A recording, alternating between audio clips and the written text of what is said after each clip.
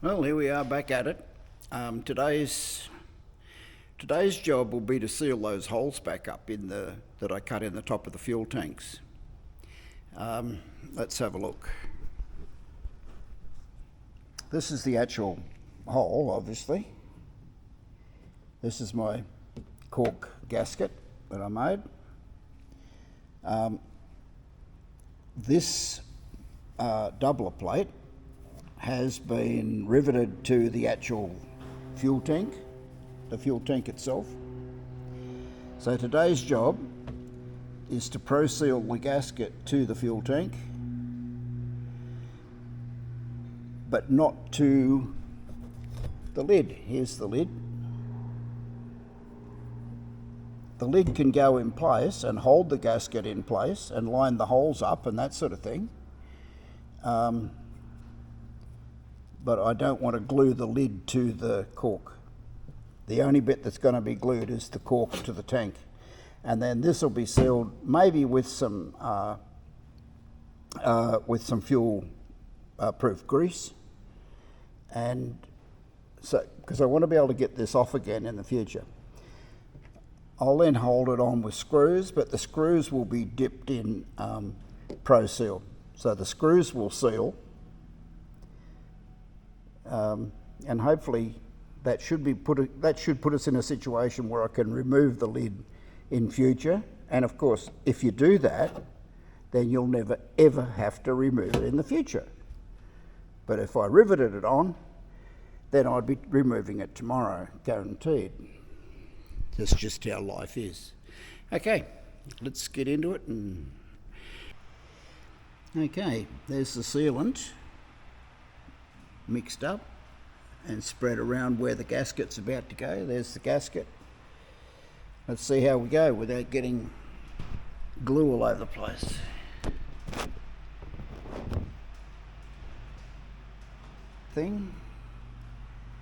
That's reasonably good. Now the lid can go on, and I'll put some screws in it, but not tighten it down really tight, just firm enough. And yeah, that should do. Then I'll wait for it to go off. Okay, that's the screws in down to the minimum the drill can torque. We've got a little bit of oozing around the edge. I'll just scrape that off and go and do the other one. Simple as that. Well, there you go. That's on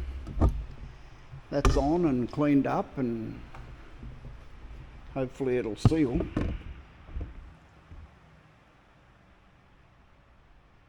I've got to figure out some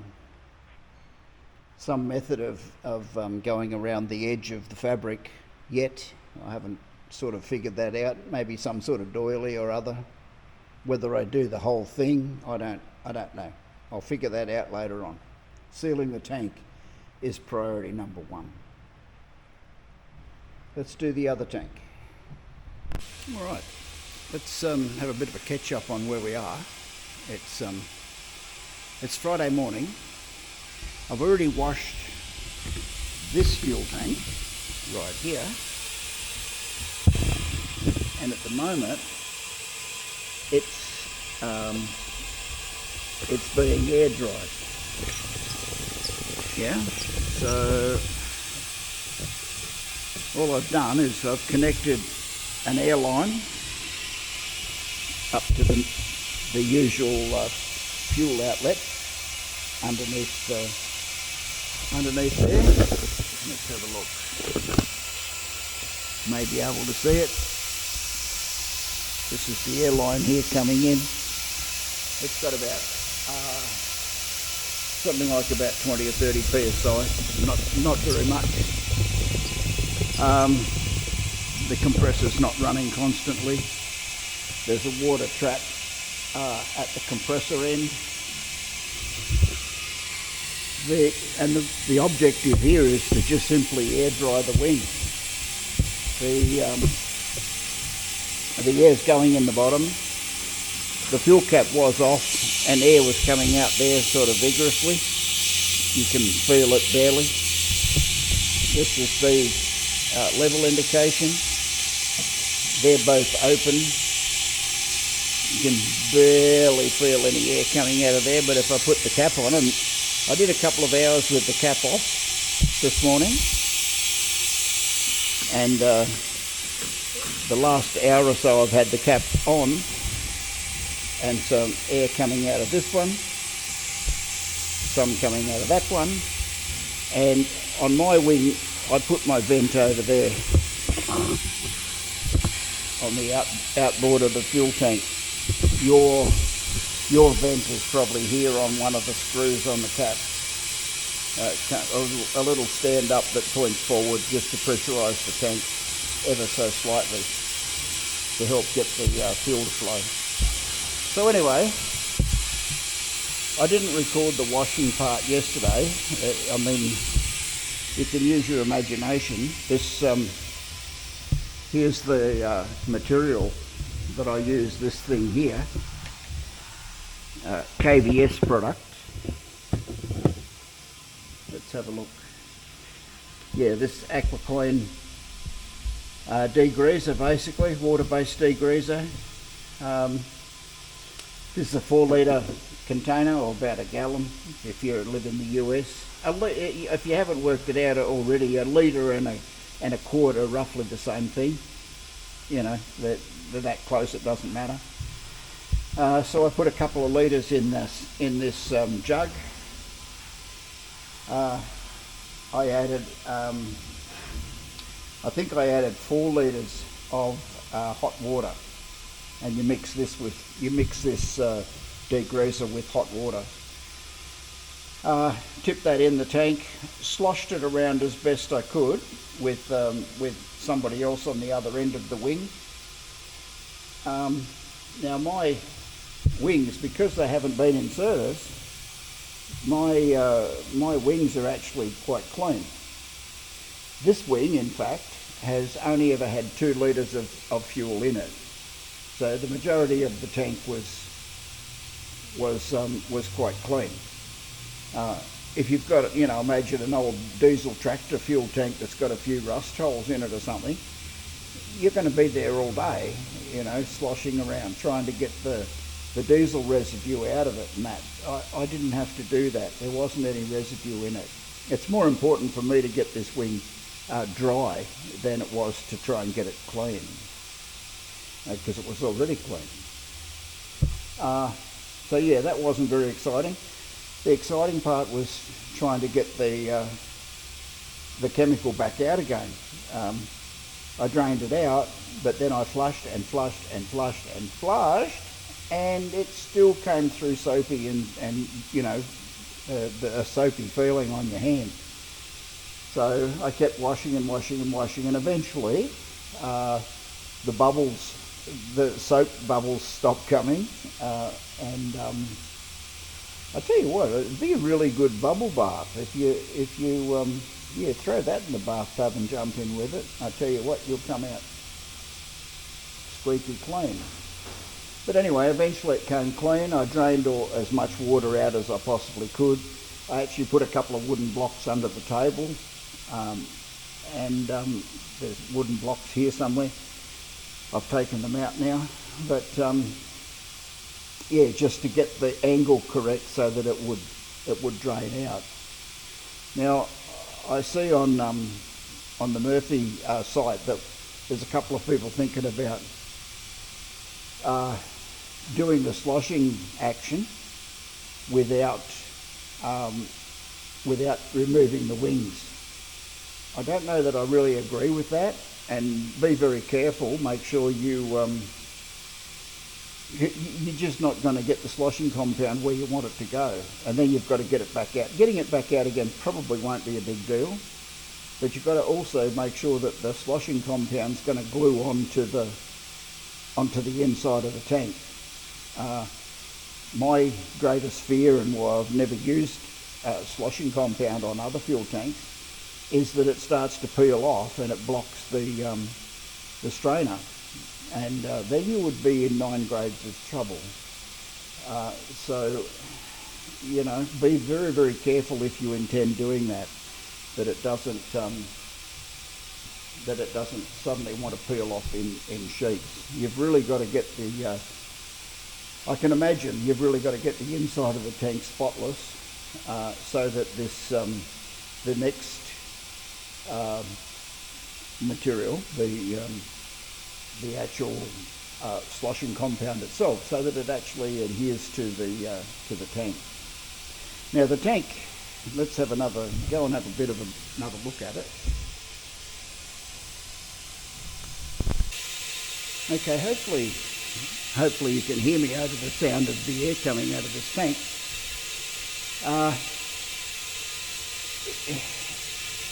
Again, if you're sloshing an old fuel tank out of a truck or out of a tractor or whatever, and this same material is used to slosh old fuel tanks out of tractors and trucks and cars and whatever else, and motorbikes,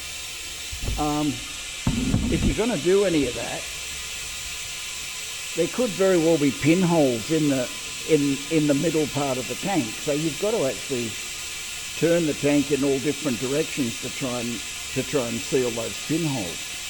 And pinholes from rust most likely, especially in the bottom of the tank.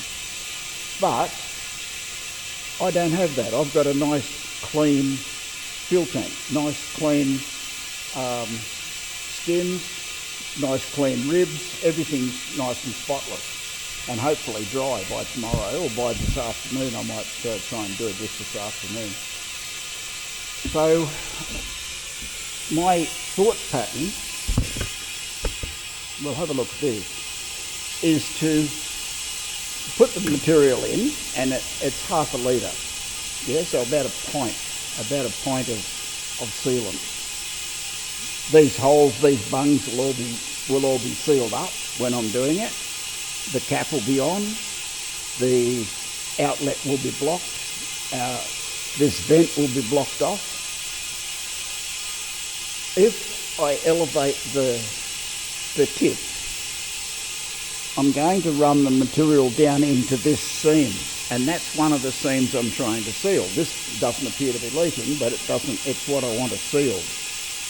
So I'll do that, then I'll drop it back down again, pick the front of the wing up, and seal along the trailing edge along the rear spar. So this is fuel tank here. So I want to seal that edge down the bottom. Then tip it up, this end up, and seal along that rib at the bottom. And the same along the front spar, the main spar. So yeah, there's 4 edges that are now sealed. Then flip the wing upside down and do the same. Do this edge, do the rear spar, do that rib, and do along the main spar here. So there's 8 possible leaking joints that'll be sealed. There's this vertical that has to be done, that vertical where the rib contacts the forward, well, let's call it the main spar. It doesn't quite contact the main spar, it stops a little bit short of the main spar. And this vertical, and this one. So there's, what, a dozen points that could leak. You could get a leak along this rib as well, this central rib. And while you're trying to do the others, it's going to get sealant along its edges as well. But that's it. Obviously the inside of my patch will have to be sealed up as well, and it will. When the wing's upside down, some sealant will go around this and seal it off, especially the screws. But if it doesn't, it's not the end of the world. What I've also considered, and will probably try and do, is while I'm trying to get the sealant to run where I want it to run, I might put a fitting on one of these, either that one or one of these two, one of the level indicator outlets. Put a fitting on there that I can attach a party balloon to. Inflate the party balloon just by blowing it up with my mouth. Once you get the party balloon inflated, pull it over the fitting, try and attach it as best you can with a bit of sticky tape or something.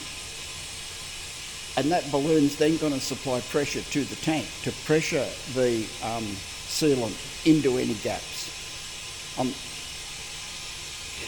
I don't know if a party balloon's going to be enough pressure to push it straight through the gap and out the other side, and then you're left with a hole.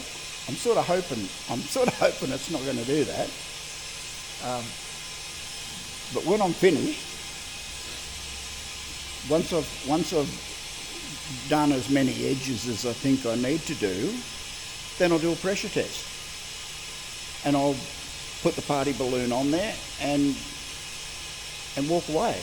Come back tomorrow. If the party balloon's deflated overnight, well then I still have a leak. I'll get another can of sealant and do it again. And I'll keep doing that until there are no more leaks. Yeah, that's all I can do.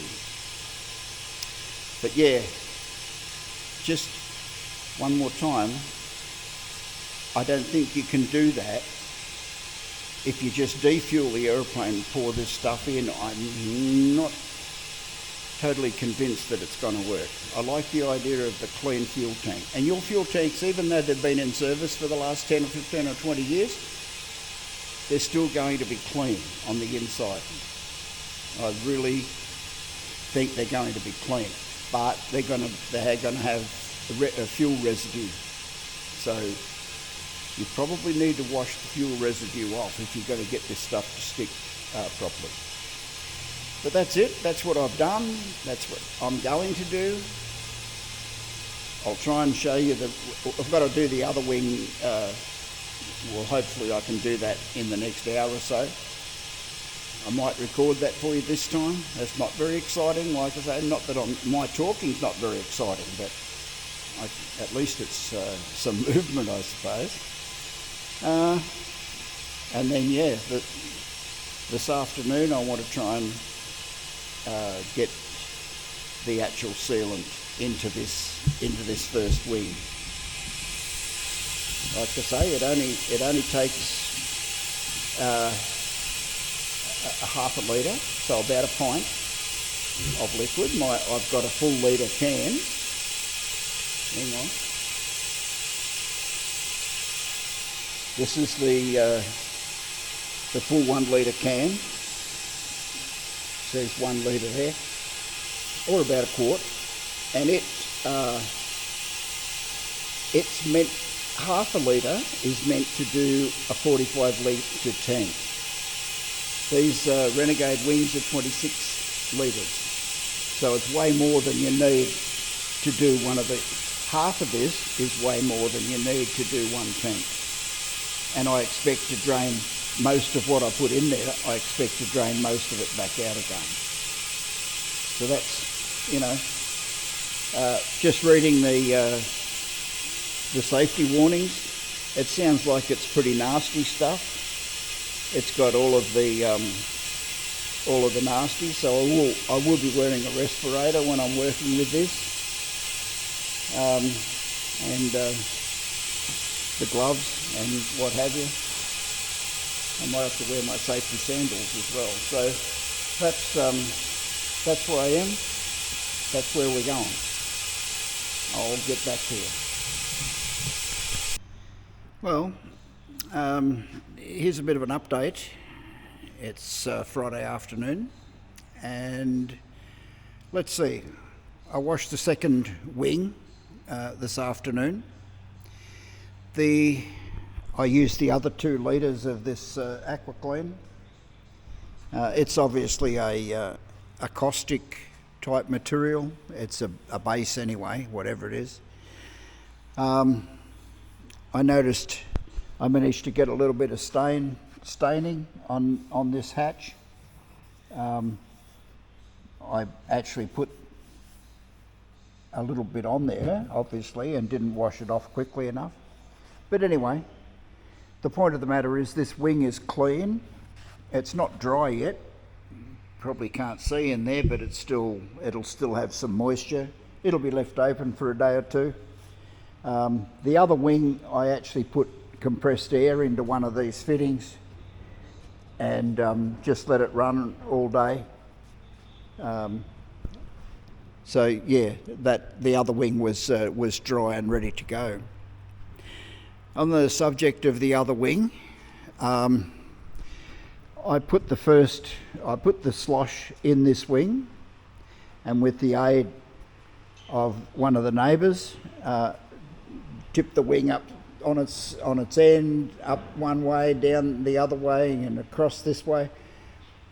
Not in a random order, but in a thought-through fashion, so that we made sure we got all of the bits and pieces coated sufficiently.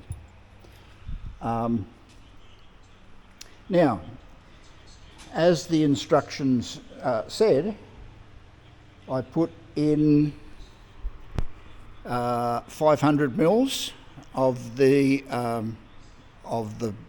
sloshing material, and we'll have a look. But I've recovered at least 300 mils. Here it is down here on the floor in this jug. And yes, there, 300 mils was recovered. That's what the stuff looks like. This is starting to go off by the looks of things. It says to let it go off and then you can dispose of it, but you can't tip it down the drain or anything. So it'll go hard pretty soon, and once it does, then that can be thrown away. Let's have a look. You may be able to see there's oodles of it inside the tank and covering everything up in there. I'd say it covered really, really well. I've got my balloon hooked up. I'm going to tomorrow, once this stuff's gone off, I'm going to put some pressure in there, enough to inflate that balloon, and then make sure that the balloon will hold pressure. If the tank doesn't hold pressure, well, then we start over again. And I'm quite prepared to mix up another batch of this and start over. But yeah, I bought a 1 litre kit, but I only used 500 mils, and I recovered 300 mils. So it's only 200 mils. It's a bit like paint. It goes, you're trying to run it all over the place and then tip the excess out.